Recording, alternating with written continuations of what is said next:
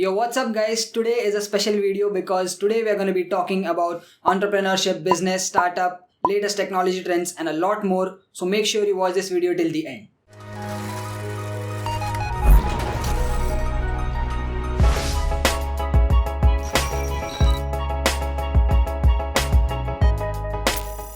Yo, what's going on guys? Tanmay here for Simple Snippets, and today on our show, that is Tech Talks on Simple Snippets, we have Mr. Sachin Satam, who is a business entrepreneur and he has his own business, and we're going to be talking about entrepreneurship, latest technology trends and a lot more, and we're going to be taking a look at Sachin's life and how he became entrepreneur and his complete journey. So before we start off with the questions, let's have a little bit of introduction from Sachin. Yeah, first of all, Tanmay, I would like to thank you for calling me up on the Tech Talks.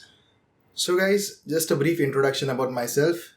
My name is Sachin Satam and I am the founder of Incognisys Solutions. A brief background of my career, how I became an entrepreneur. Right. I have done my graduation in computer science and after that I pursued my master's degree also in computer application.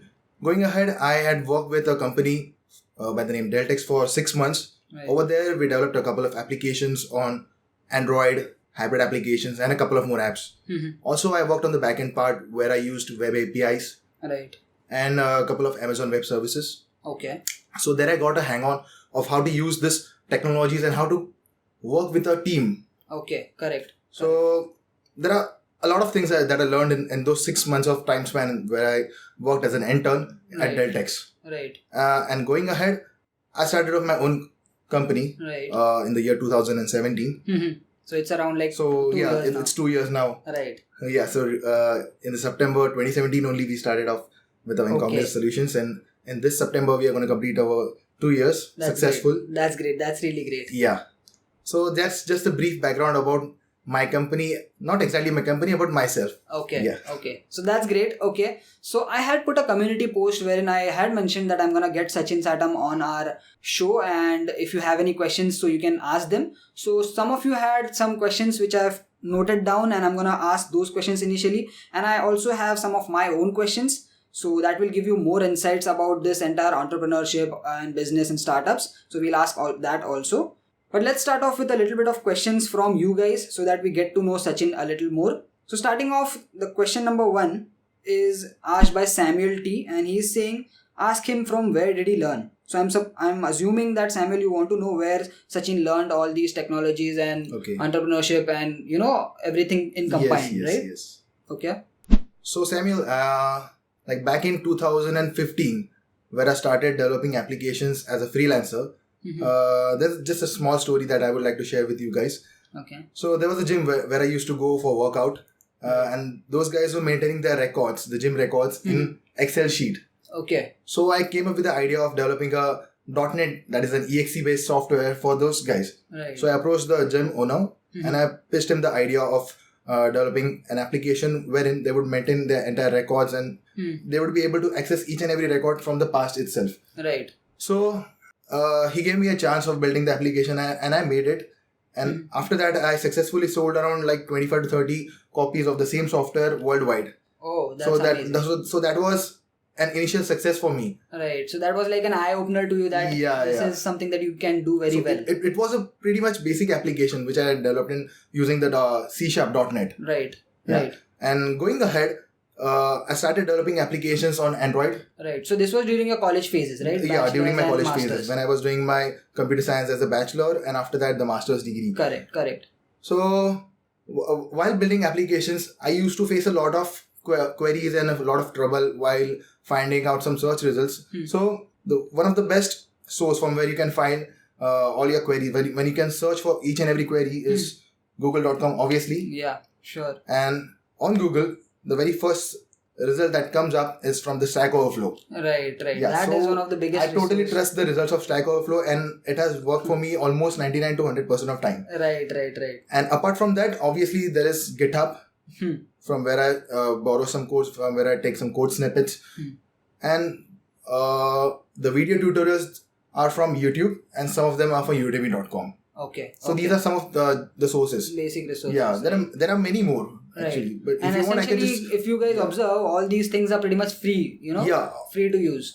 Almost each and everything out of this is free apart from the Udemy paid courses. Okay. Yeah. Okay. And that too, they cost like around 300 to 600 rupees per course. And the courses are really, really nice. Okay. Yeah. Okay.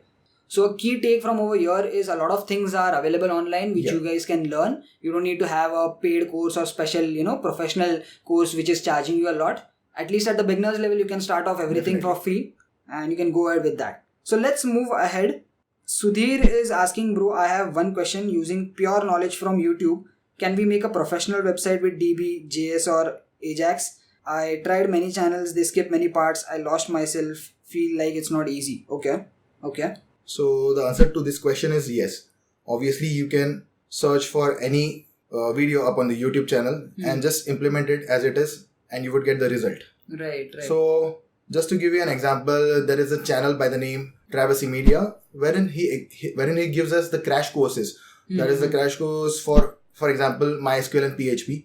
His crash courses are around just like 1 or 1.5 hours. Okay. And in that 1 or 1.5 hours, you can build an entire website or entire application right from the scratch. Okay. So there, it gives the confidence to the developer or the coder that you're gonna get an end product. That you're gonna get the results. What exactly for sure. the product is going to be once it is developed. Correct. So we will drop the link of this channel, Travesty Media. Definitely. Even I have viewed it a lot. Yeah. And there are many other channels apart from that. But this one I usually prefer. Right. So there are many other resources which we will obviously share it with you. Sure. And I'm pretty sure, Sudhir, you can build a complete website, a full-fledged professional website.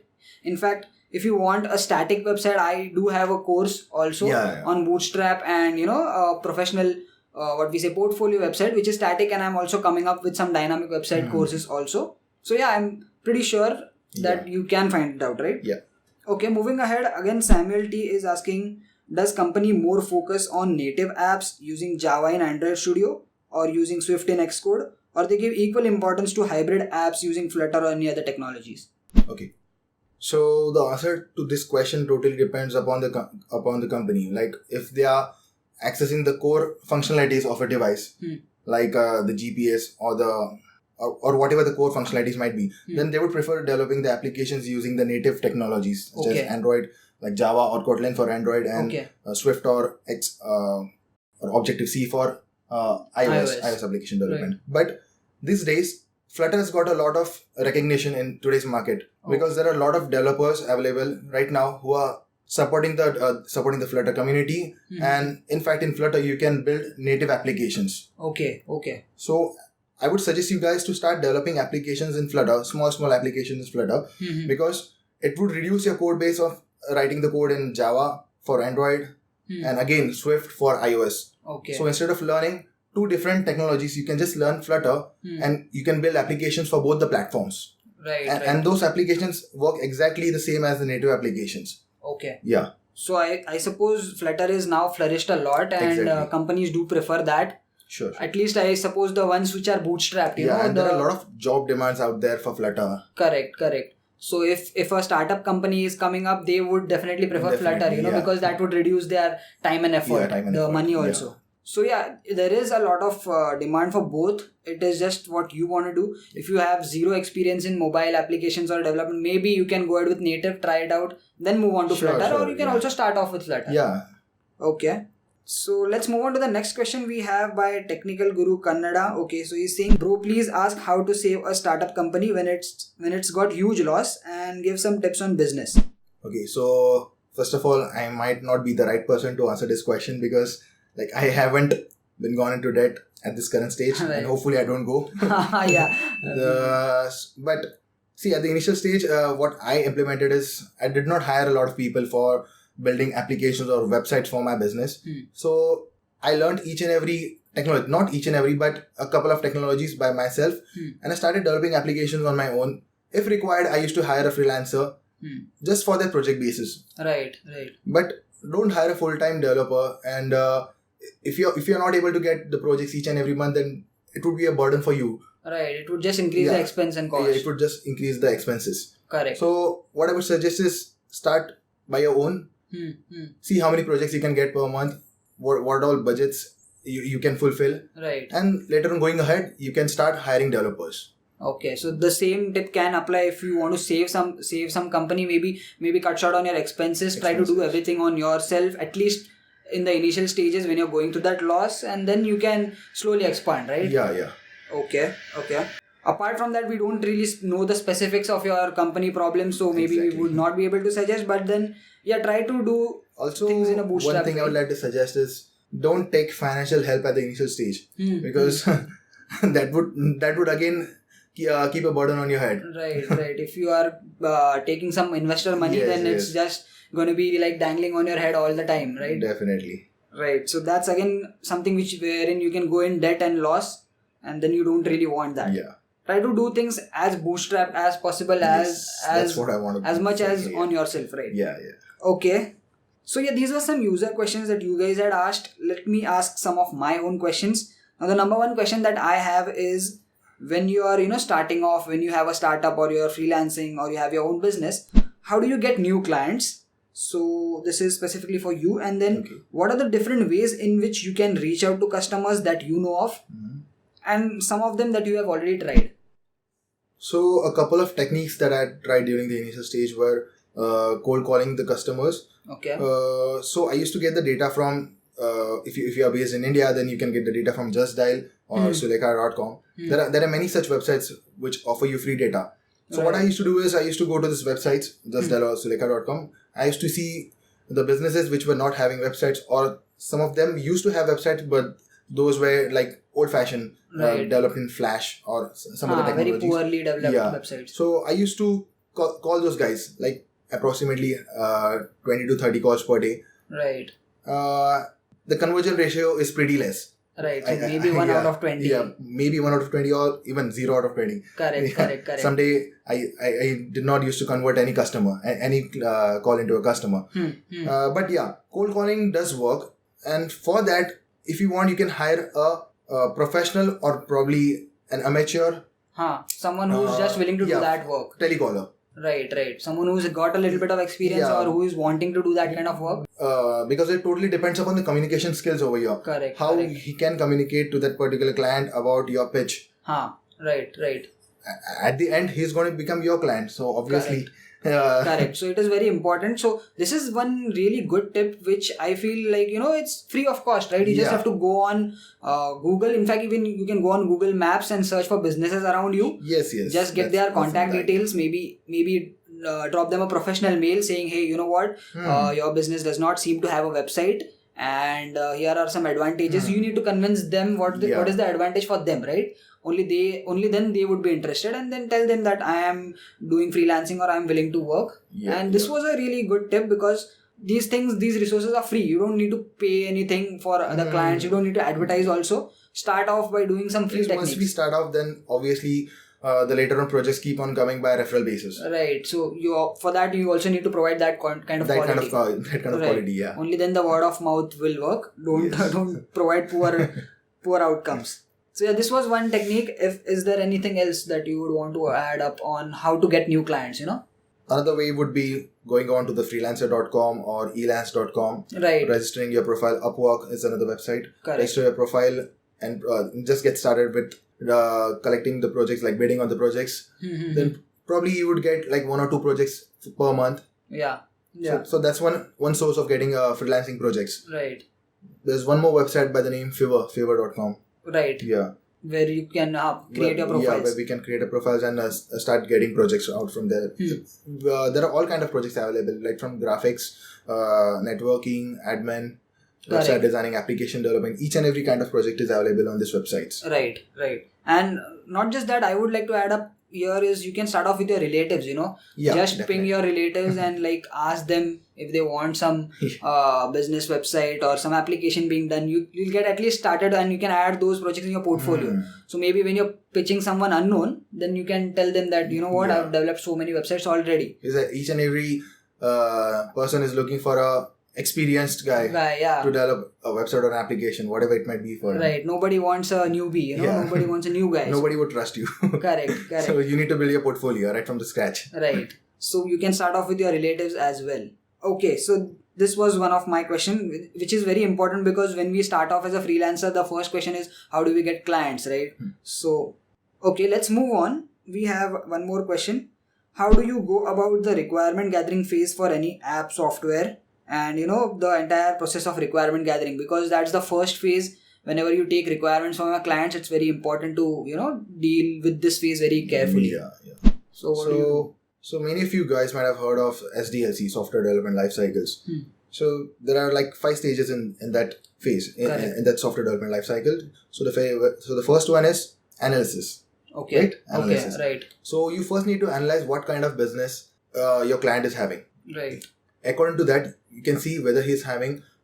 If you're building a website for him, just see that he's having a logo. If not, you need to design one. Right.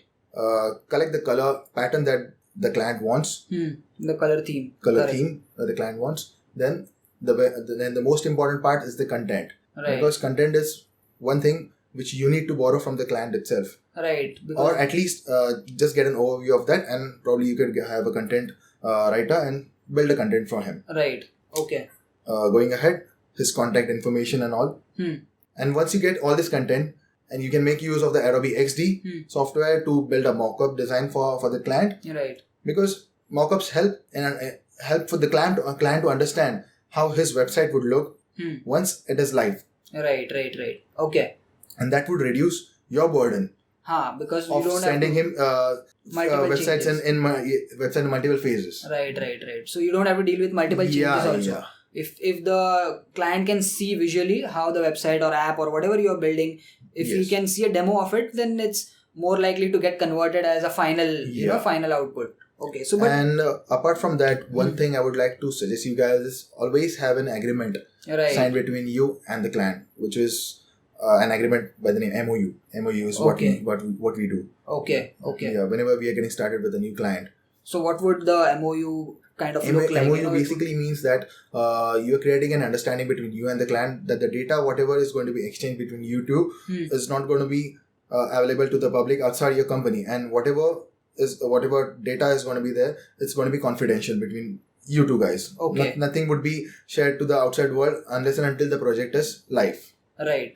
Okay. And then all the features and whatever you're going to build should also be there. Yes. In that agreement. Whatever features we are going to be having in the phase one or whatever phases you're going to deliver would be stated in the MOU itself. Okay. So this is very important so that you don't fall into the trap of infinite amounts of changes, because once you make a website or app or whatever project you're building and then something has to be changed, if it is not mentioned already in the MOU, you can state that, okay, you know what, this was not mentioned there, so either I'm not going to do it, or here are the charges that are required to make those changes. Yeah. So you can add that also, that a change would require so and so X amount or time and effort.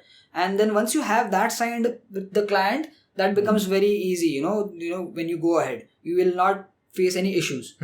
So yeah, this was really important, because if you're starting off, don't make that mistake. We have basically made it together, mistake, of not having a signed or written document between client, and then client used to call us up and make changes every time, and that was really very hassle. That's a huge hassle. Even if you're not signing an MOU, keep all the records or all the transactions, whatever are going on between you and the client, on the mail itself. Yeah, written communication is more important. Is the most important part. Correct. Okay. Let's move ahead. We have one more question. What is what are the latest technology trends in terms of high jobs as well as pay scales? Now you are dwelling in the startup world, seeing the latest technologies and all. What do you think is going as the most trending or is really hot in technology? So there are a couple of technologies or a couple of fields that are in high demand in today's market. The first one being data science, obviously. Right. Data science, then machine learning. Okay. Artificial intelligence, augmented reality. But these are all sectors where you need some kind of experience in order to get the job. Correct. So if you're a fresher, you can get job in Flutter or iOS, Android. Basically software and some kind of software app or web development. Angular, then the backend. If you're working on backend, then you can try getting job in SAP or Oracle. Right. If you are more focused on the database or the administration part, then correct. Then if you want to go for web services, then I would suggest you to take a look at Amazon Web Services. Right. Because Amazon Web Services is also having a high demand in today's market. And lastly, I would like to suggest you one more thing, which is Firebase. Right. Google's Firebase product. Yeah. Correct. Okay. So yeah, these were some latest technologies. We'll drop some links in the video description for reference and a few more. You can go check them out, try some basics out. A lot of things are open source nowadays. Yeah. So you can just get started. You don't really need to sign up or pay some fee or something like that. Each and everything is having a starter pack, like a free trial version. So definitely you can just try them out. Correct. Okay. Let's move ahead.